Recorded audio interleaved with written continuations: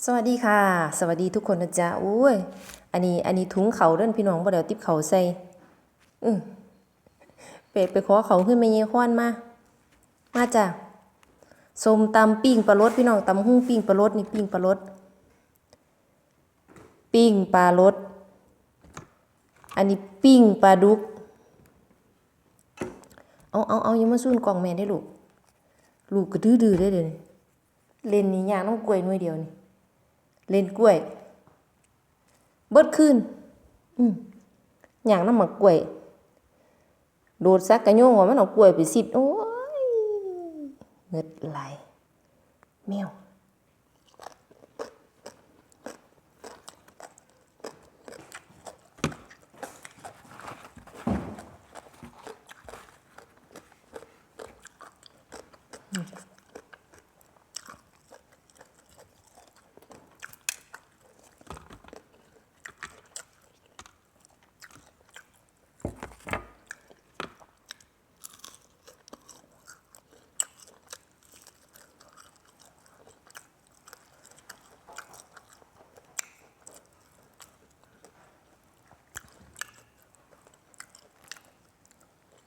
ปลารสกินได้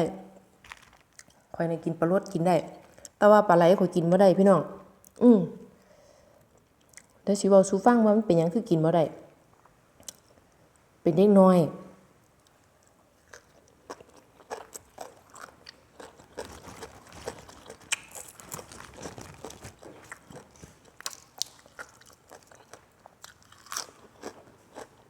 อีพ่อเพิ่นอ้อมปลารสอ้อมปลาไหล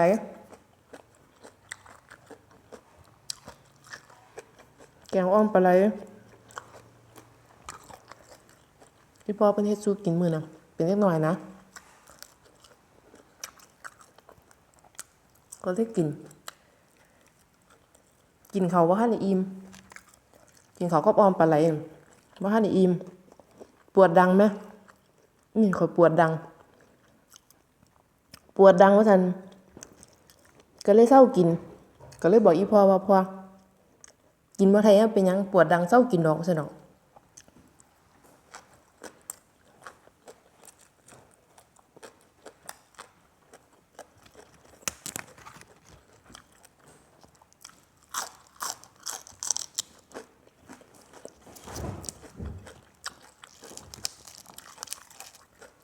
กินแล้วปวดดัง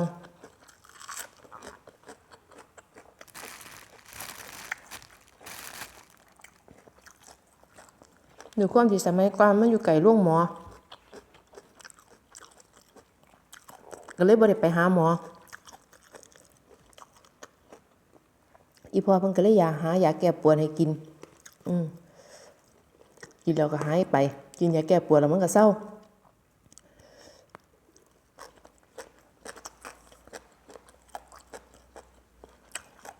บัดนี้พ่อใหญ่มาอีกจักหน่อยอยู่ป .5 หรืออยู่ป .6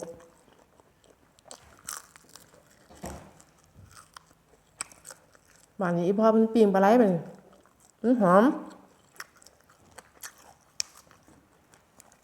มเป็นตาแซ่บนะปิ้งแล้วมันเหลืองอุ้ยหุย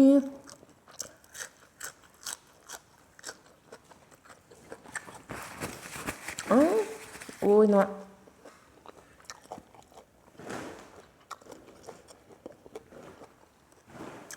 ปิ้งแล้วมันก็เหลืองอุ้ยหุยคิดว่าการกินปิ้งมันคือสิบ่เป็นหยังว่าซั่นเนาะภาษาเด็กน้อยเนาะอยู่ป .5 ตอนนั้นกินอ้อมแล้วมันปวดดัง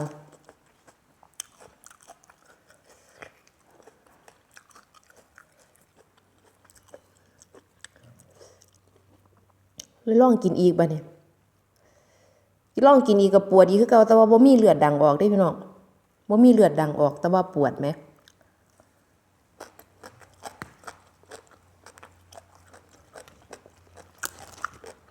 กินข้าวบ่ทันอิ่ม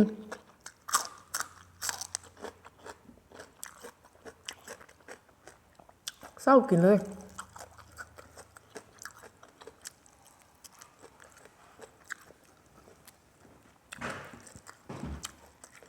แต่ว่าบ่มีเลือดดังออกได้ปวดซื่อๆแม่ว่ามันปวดซื่อรู้สึกปวดซื่อ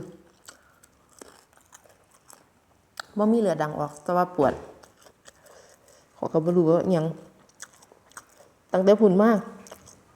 าเท่าทุกมื้อนี่บ่กินปลาไหลอีกจักเทื่อ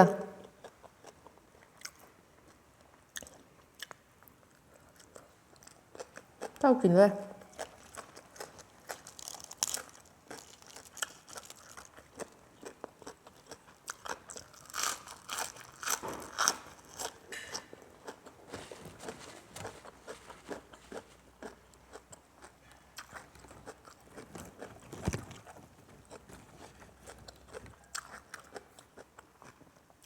ผักบุ้งย่ำแรงมันหยอดหน่อยเนาะ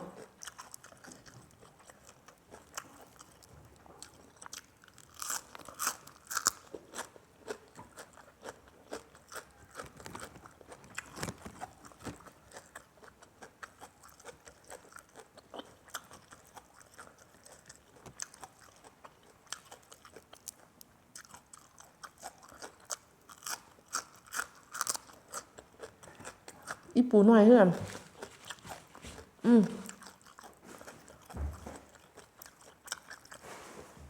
บ้านนอกเฮาเนาะคนอีสานบ้านเฮาเขาเจ้าสิมากินอีปูหน่อยไหมอีปูหน่อยสดๆกินก็ตำบักหุ่งอันนี้พอก็กินบ่ได้พี่น้องกินแล้วเจ็บท้อง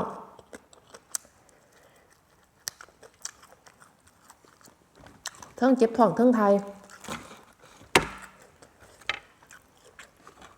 กินอีปูย่ำเลยเจ็บท้องย่ำนั่นไปหาหมอก็บอกว่าอาหารเป็นพิษ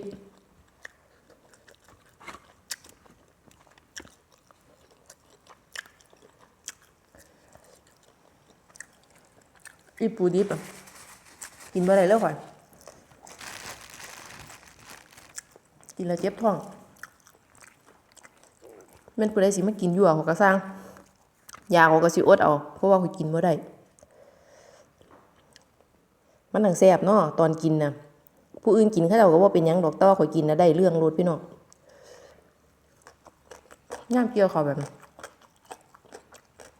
ไปสอนอยู่ในหนองสระเลยอีปูหน่อยมาก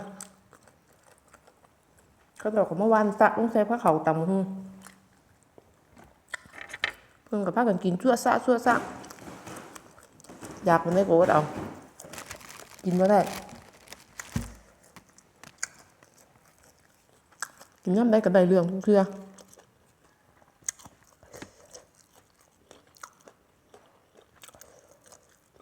แต่อย่างหัวก็ยังข่อย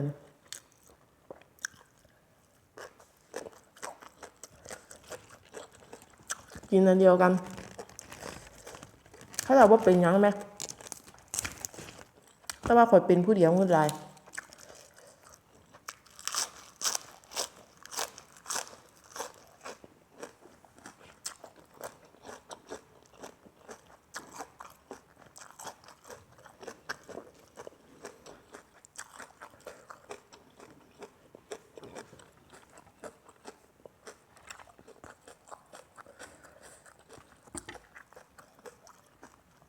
อันนี้บอกสู่ฟังบอกเป็นอุทาหรณ์สู่ฟังโปรดใช้วิจารณญาณในการรับชมผู้อื่นเขาเจ้าก็อาจจะว่าเป็นยังก็ได้อันนี้เว้าพื้นข่อยเว้าถึงเจ้าของสู่ฟัง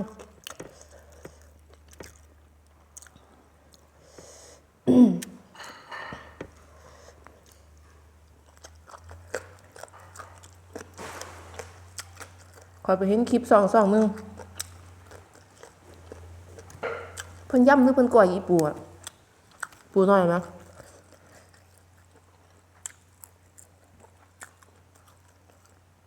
เท่อีปูหน่อยต้องสว่างไปนัวหยุกเลยสด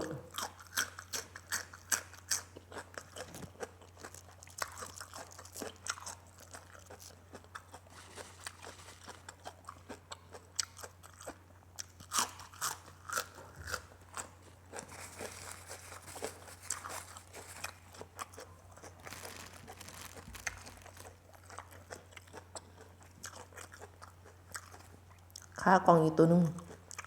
ขากล่องตัวนั้นใส่บ่ได้ละห่างแล้วเหลือตัวนึง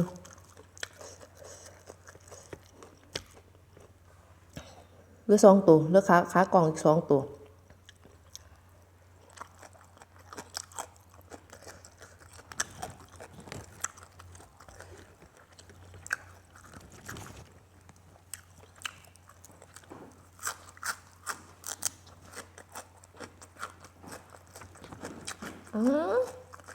เดี๋ยวมาทางกล่องแม่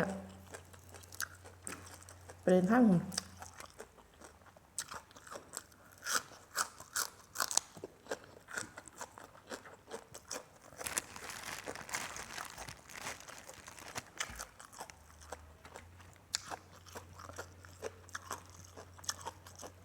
ยังลูกกินนี่บ่ปลาปนั่งทั้งข้างแมวหน่อยบอกน้ำแมววันบอกน้ำลูกถ้าลูกเขาอยู่นี่ห้างเถื่อนบอกน้ำแมวเนี่ยลูกเขาลงหื้อได้ห้างเถื่อนเอียงก็แม่บอกแม่บอกน้ำแมวเฮ้ยมีอันนี้มาสันว่าเขาว่าดูข่อยบอกน้ำแมวกับลูก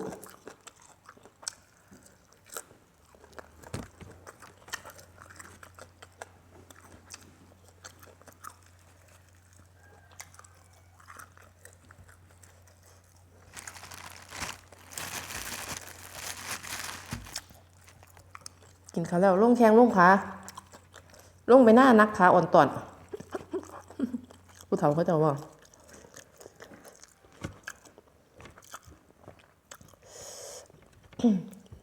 ตำหงเจ้านี่แซ่บเจ้านี่กล้าซื้อกินอยู่ซื้อกินดูแล้ว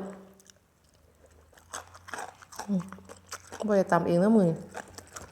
ซื้อมา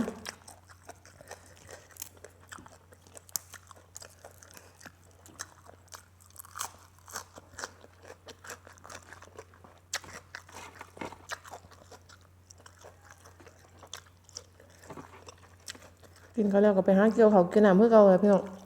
ให้เหลียวอยู่ข้าวล่ม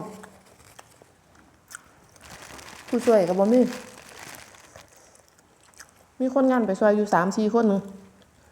กับเจ้าของเจ้าภาพเป็น2 คนข่อยกับน้องสาวข่อยกับน้ำหมวย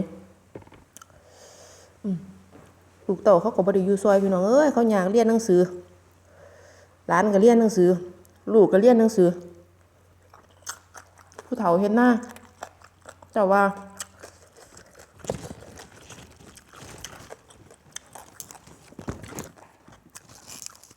อาชีพเป็นให้หน้ามันลำบากพี่น้องบ่มีผู้ใดอยากเฮ็ดดอกวัยรุ่นซุมื้อนี้มันเมื่อย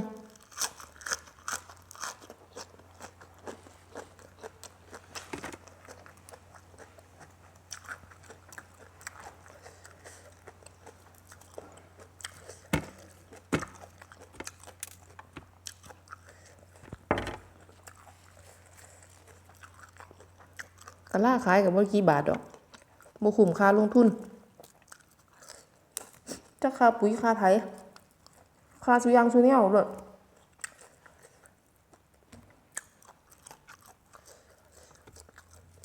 โดนแล้วนี่ดอกกินไปคุยไป